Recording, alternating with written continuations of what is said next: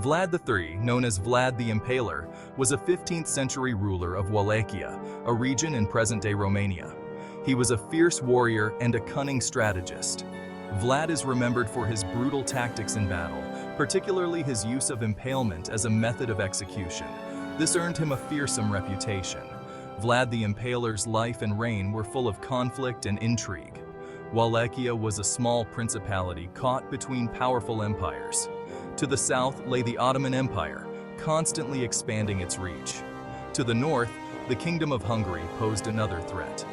Vlad III found himself navigating a dangerous political landscape. He needed to be ruthless and decisive to survive. Vlad's cruelty was not random. It was a calculated tool to instill fear in his enemies. He understood the psychology of terror. His methods, though shocking today, were not uncommon in medieval warfare. Vlad's story is a reminder of the brutality of the era. He remains a complex and controversial figure in history. Vlad's early life was marked by uncertainty and danger. Born in 1431, he spent his formative years as a political hostage. This was common practice at the time to guarantee alliances and treaties. Vlad and his younger brother Radu were sent to the Ottoman court as guarantees of their father's loyalty to the Sultan. Life at the Ottoman court was a double-edged sword. On the one hand, Vlad received a privileged education. He learned philosophy, science, and the art of war. He witnessed the power and grandeur of the Ottoman Empire firsthand. On the other hand, Vlad and Radu endured harsh treatment and constant uncertainty. They were pawns in a larger political game. This experience had a profound impact on Vlad's character. He developed a deep hatred for the Ottomans and their Sultan. He also learned the importance of strength and ruthlessness in a world of treachery. These early experiences would shape his actions as ruler of Wallachia. Vlad's reign was marked by constant conflict, primarily against the Ottoman Empire. He employed brutal tactics to maintain his grip on power and defend Wallachia. Impalement, his preferred method of execution, involved driving a sharpened stake through the victim's body.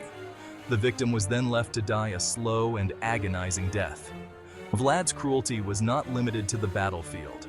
He was known to punish even minor offenses with extreme prejudice. His reputation for cruelty spread throughout Europe, instilling fear in his enemies and his own subjects alike. One famous story tells of Vlad inviting the poor and sick to a banquet. He then allegedly set the building on fire, burning them alive. Whether true or embellished, these stories cemented Vlad's image as a ruthless tyrant.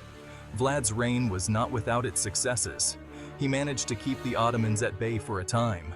He also implemented reforms to strengthen Wallachia's economy and infrastructure.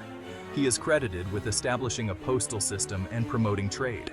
However, his brutal methods overshadowed any positive achievements. After a reign marked by violence and intrigue, Vlad the Impaler met a violent end in 1476. The exact circumstances of his death remain shrouded in mystery. Some accounts claim he was betrayed by his own men and killed in battle. Others suggest he was assassinated by his enemies. Whatever the truth, Vlad's death did not bring peace to Wallachia. The region remained a battleground for centuries to come. Despite his brutal reign, Vlad III became a folk hero in Romania. He is remembered for his fierce resistance against the Ottoman Empire. His image adorns stamps, banknotes, and even a beer brand. Vlad's story is a source of both pride and shame for Romanians. Vlad's legacy extends far beyond the borders of Romania. He inspired Bram Stoker's iconic vampire, Dracula. The novel, published in 1897, drew heavily on the historical figure of Vlad the Impaler. Stoker was fascinated by the stories of Vlad's cruelty and his connection to Transylvania. The novel cemented Vlad the Impaler's place in popular culture as a symbol of horror and fascination.